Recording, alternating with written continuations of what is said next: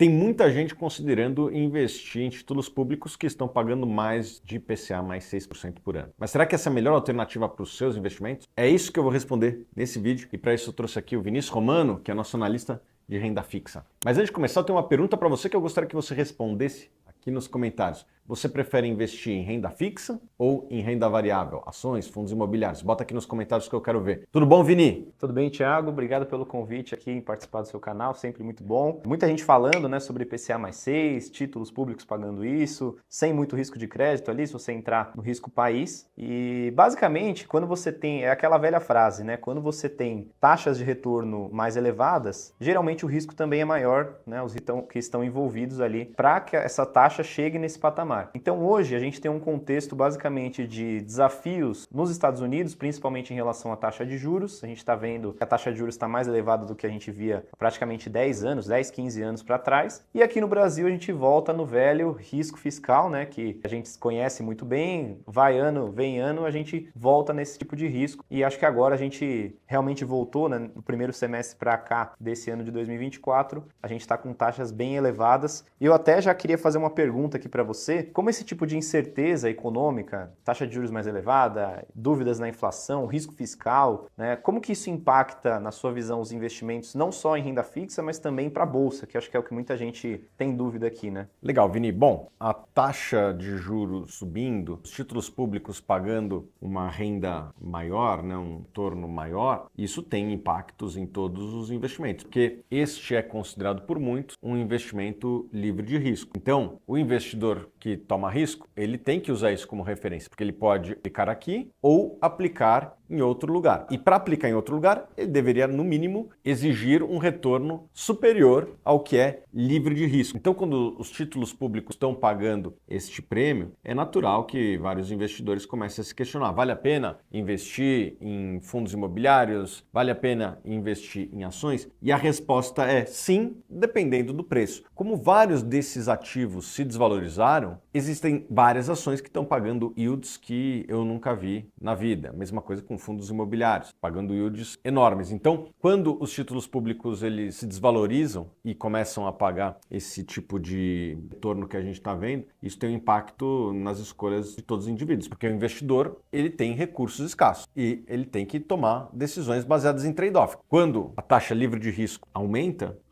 o prêmio exigido por todos os demais investimentos. Agora, não é porque os juros subiram que os outros investimentos não podem estar atrativos. O que importa é se estão pagando um yield muito maior do que estavam pagando anteriormente. E eu vejo isso em várias categorias na renda variável. Perfeito. Eu acho que você citou um ponto muito importante de custo de oportunidade e quando você fala sobre desvalorização dos títulos, né, no preço e aumento da taxa. Isso é uma coisa que a gente vê na renda fixa e não necessariamente vê explicitamente em renda variável, né? E até você citou sobre taxa interna de retorno, né, o yield que está implícito ali. Isso que eu acho que gera um pouco de dúvida na cabeça dos investidores em geral. E até para aproveitar aqui e trazer um gancho, né, de quando você vê esse de taxa em renda fixa, para quem já estava, né, já tinha o papel na carteira, sofre marcação a mercado também. Então acho que é um conceito importante de falar também, pessoal, né? Isso é um conceito importante que trouxe, Vini, porque muitas vezes as pessoas veem, tá pagando IPCA mais 6, mas quem comprou a IPCA mais 5, IPCA mais 5,5, sofreu uma desvalorização. Se quiser o dinheiro hoje, vai sofrer. E a gente estava até conversando nos bastidores outro dia, você me falou de alguns títulos mais longos que caíram mais do que a bolsa esse ano. Sim. Então não é livre de volatilidade. Pode até ser livre de risco, ainda é assim, é questionável, porque o governo pode sempre ter default. O Brasil teve alguns defaults nos últimos 200 anos, se não me engano foram 8, ou seja, um a cada 25 anos. É que faz mais de 25 anos e as pessoas se esquecem. Mas esse tipo de coisa pode acontecer se tem muita irresponsabilidade fiscal. Mas mesmo que não entre em default, eu entendo que não é o cenário atual, mas é algo que a gente deve sempre considerar, mesmo que isso não aconteça, a volatilidade no preço do título existe. E existiram títulos que caíram mais que a bolsa, certo? Se a gente pegar no ano, né, vários títulos subiram aí entre, né, 1 ponto percentual na taxa, né? E quando você tem um título muito longo, a gente tem um conceito na renda, fica para outro vídeo a gente trazer também, que é de duration, né? Quanto maior for essa duration, que é o prazo médio do título, mais ele oscila. E aí é tanto para cima quanto para baixo. Então, considerando essa relação inversa entre preço e taxa de juros, que você já citou, se a taxa sobe muito, né, e o título ele tem uma duration muito longa, o preço também vai cair de uma forma mais intensa. Se for o contrário, tô numa cenário 2016, que, né, o Banco Central começou a baixar bem a taxa de 14,25, chegou lá em torno de 6. Aí você tem um efeito inverso de valorização. Mas também foi um período que a bolsa, né, os ativos de renda variável também subiram bastante. Inclusive, Thiago, a gente tem esse gráfico que a gente estava conversando nos bastidores, eu vou pedir para o pessoal colocar aqui na tela. A gente vê que a taxa oscila bastante, né, do Tesouro IPCA mais 2035, tem um histórico longo também, desde 2010, e a gente vê que nos períodos de maior risco, ali, maior incerteza, tem um pico da taxa lá em cima e justamente tem uma correlação inversa com a renda variável. Então, quando a 2015, ali que a gente teve um período de recessão muito forte, a taxa da NTNB subiu bastante, chegou a IPCA mais 7,80 e os ativos de renda variável sofreram. A partir dali foi o contrário, né? Então a gente consegue ver essa volatilidade forte nesse gráfico, né? A gente está até um desvio padrão acima, mais ou menos, do que a gente vê historicamente. E assim, acho que independente da gente comparar ali renda fixa com renda variável, eu queria até perguntar para você, né? Nesse cenário que a gente já sabe que a Selic está em queda, muito provavelmente já paramos também, né? As quedas, já estamos estabilizados ali nos 10,5% ao ano. Como que você enxerga as oportunidades, né? Você falou que renda variável ainda está barata, mas um pouco mais desse cenário. Uma das formas que a gente tem de analisar é o múltiplo da Bolsa Brasileira, né? O mais tradicional é a relação preço-lucro. E este indicador também está abaixo da média histórica, se não me engano, entre 1 a 2 desvios padrões, o que acontece raramente, né? Isso significa que as ações brasileiras estariam baratas. Então, hoje, para cada real que você investe, você compra mais reais de lucro do que no passado. E, portanto, isso indicaria que as ações estão baratas. E tem algumas ações, Vini, que estão pagando dividendos muito significativos. Posso dar aqui o exemplo da Petrobras, que nesse patamar deve pagar algo próximo de 15% de dividendo por ano. Na história da Petrobras isso é bem raro, muito raro. O Banco do Brasil pagando mais de 10% também, raríssimo de acontecer. Então, as ações brasileiras, na média, estão muito baratas. E alguém pode falar, mas com o título pagando 6, para que eu vou investir em ações? É uma pergunta legítima. Deveria investir em ações aquelas pessoas que toleram algum risco, né? Porque você investe em ações, pode ter uma queda, pode ter uma série de coisas que pode acontecer com a empresa. Mas se esse risco está sendo bem remunerado, pode ser que você faça um bom negócio ou um negócio muito melhor do que comprar títulos públicos. Nesse gráfico aqui que você nos mostrou, quem comprou algumas ações lá em 2015, 2016, teve um retorno muito maior do que dos títulos públicos. Eram ações que provavelmente estavam muito baratas naquela época. Então, o que importa, Vini, é se você está sendo remunerado pelo risco a mais. E hoje, eu acredito que o prêmio de risco de se investir em ações no Brasil está próximo aí das máximas históricas, ou seja, investir em ações vale a pena. Isso significa que vai subir amanhã? Não. Isso significa que vai subir nos próximos 12 meses? Também não. Mas, se esses prêmios voltarem para a média histórica em algum momento, quem comprar ações hoje, em geral, vai fazer um bom negócio. Quem for um bom investidor e souber selecionar ações específicas, tende a fazer um negócio ainda melhor. Então, como eu estou investindo? Eu continuo comprando aquilo que eu acredito que tem maior valor do mercado, que é ações brasileiras hoje. E como você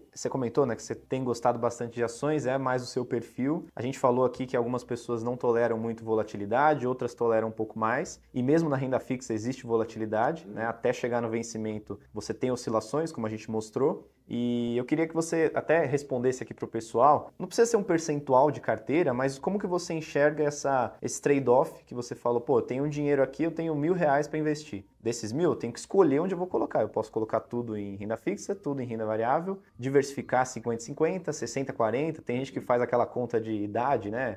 100 anos menos do que você tem, a maior parte vai para renda variável e a outra vai para renda fixa. Então, como que você dividiria e até indicaria para essas pessoas perfis diferentes ali, né? Um pouco mais conservador, um pouco menos? Bom, Vini, antes de tudo, cada investidor tem que se conhecer, entender como ele lida com a volatilidade. Nem todo mundo lida da maneira correta. Eu invisto desde 2003 e eu já tive 3 períodos que o patrimônio caiu 50% ou mais. Em 2008, esse foi o primeiro susto. Depois de 2015 e 2020 eu já estava acostumado, né? Eu entendi que essas coisas acontecem. É o preço que se paga para estar investindo numa categoria que ao longo do tempo cria muito valor, que é o investimento em ações. Dito isso, a pessoa tem que olhar a carteira dela e ver como se comportou nas últimas 3 crises. Como que a sua carteira teria se comportado em 2008, em 2015, em 2020, quando teve a pandemia? Se, fazendo esse teste, a sua carteira cair muito mais do que você aguenta, é melhor você fazer um ajuste e aumentar o percentual de renda fixa, reduzir o percentual de renda variável e, sobretudo, renda fixa pós-fixada, que daí a volatilidade... Para pré-fixado é aquilo, a pimenta é maior do que em alguns ativos de renda variável. Exatamente. Então, esse é um cuidado que os investidores têm que ter, porque o cara pode olhar e falar, nossa, vou ganhar 6,5?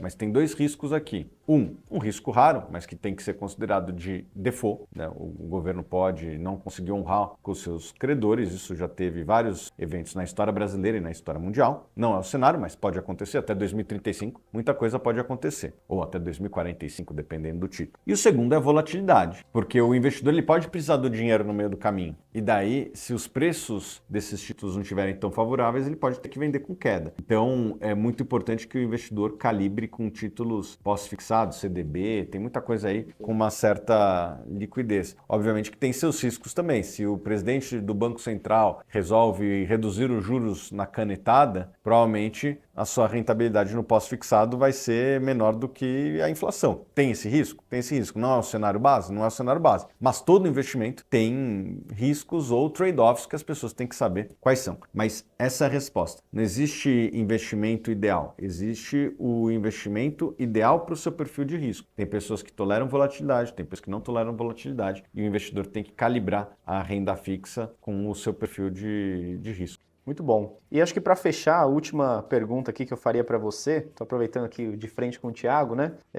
Como que você lida, você falou sobre as 3 crises que você viveu, né? Crises grandes aqui, como que você lida com essas mudanças, né? Você viu ali seu patrimônio caindo 50%. Primeiro óbvio, acho que imagino manter a calma e como que você pensa em, esse ativo ele realmente vai ser impactado por aquilo que está acontecendo ou eu tenho que pensar mais, com uma mente mais, né, com mais clareza, com mais calma, né?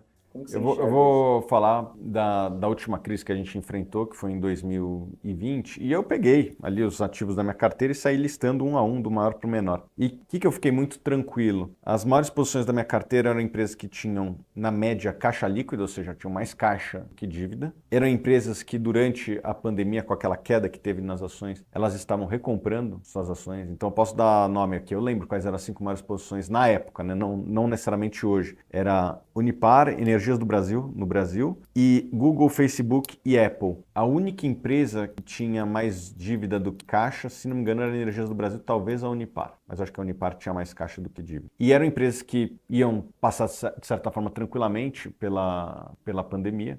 A demanda pelos produtos de algumas das empresas tinha até aumentado. Por exemplo, o Google, o Facebook estavam vendendo mais espaço publicitário na pandemia do que antes da pandemia, porque várias empresas foram para o digital e no digital você precisa anunciar. No caso da Energias do Brasil, o consumo caiu um pouquinho, mas não tanto. E no caso da Apple, no primeiro momento vendeu menos, mas no segundo momento vendeu mais. E a Unipar a mesma coisa. No primeiro momento vendeu menos, mas no segundo momento começou a faltar plástico no mundo, né? O preço do PVC explodiu e ela entregou resultados recordes. E várias dessas empresas estavam recomprando ação. Óbvio que ninguém imaginava uma pandemia, mas eu acredito que meu portfólio estava muito bem preparado para lidar com uma crise. Por quê? Porque eram empresas que estavam em segmentos que têm uma demanda inelástica, tem uma certa estabilidade de receita e tinha um balanço muito sólido e são empresas muito bem geridas. Então o investidor não tem que só analisar a carteira dele do ponto de vista macro. Tenho ações. Quais ações? Como essas ações se comportaram nas últimas crises? E eu fui ver como essas empresas tinham se comportado em crises anteriores. E elas tinham saído, inclusive, mais fortes do que entraram. E eu acho que todas essas empresas que eu citei, que eram empresas que eram muito representativas na minha carteira naquela época, hoje já entraram outras no lugar em termos de representatividade, mas saíram mais fortes do que entraram. Então, uma crise, ela pode ser uma oportunidade para empresas que estão capitalizadas e que são bem geridas. Então, esse é um conselho que eu dou para os investidores também. Invista nesse tipo de empresa. Muito bom, e acho que linka bastante com o que a gente vive e respira aqui dentro, né? Que é o Value Investing, e você falou aqui, me veio muito o conceito de círculo de competência, né? Que é, além de você entender o que você está investindo, né? Você tem que conhecer também aquela empresa, né? Acho que a Suno pode ajudar também com as carteiras aqui. Inclusive, todas as carteiras nossas aqui superam o benchmark e essas empresas eram empresas indicadas por nós. Exato. Muito obrigado, Vini! Valeu, Thiago. E se você gostou desse vídeo, encaminhe para o seu tio, para o seu pai, para o seu amigo, porque eu acredito que esse vídeo pode ajudar eles também na sua decisão de investimento. Se você ainda não está inscrito no canal, se inscreva aqui no canal e já deixa aquele joinha também se você gostou desse vídeo. Beijo grande.